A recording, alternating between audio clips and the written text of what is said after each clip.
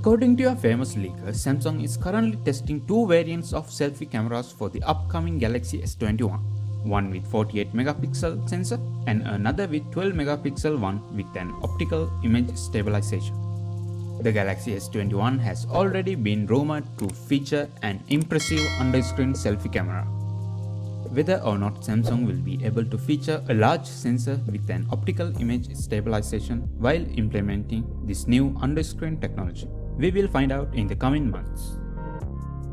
Samsung is the leading OLED screen manufacturer by far, holding over 90% of the entire market, and was among the first companies to introduce both consumer smartphones with flexible OLED screens and the punch hole panels that have in-screen cutout for the selfie cameras. Back in June last year, Oppo showed us the world's first prototype phone to feature under-screen camera technology by confirming that the 100% bezel-less screen getting over so closer to become a reality.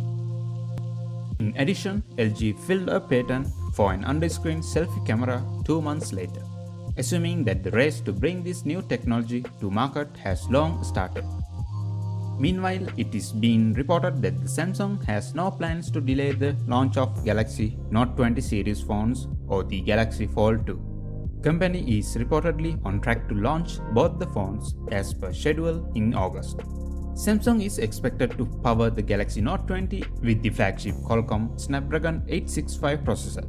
And like earlier models, there could be 3 variants of the Galaxy Note 20 series phones. The leaks also suggest that the Samsung might have incorporated an in-display camera in the smartphones. So anyway guys, I hope you all are safe. Please stay safe and stay home. See you soon. And don't forget to subscribe.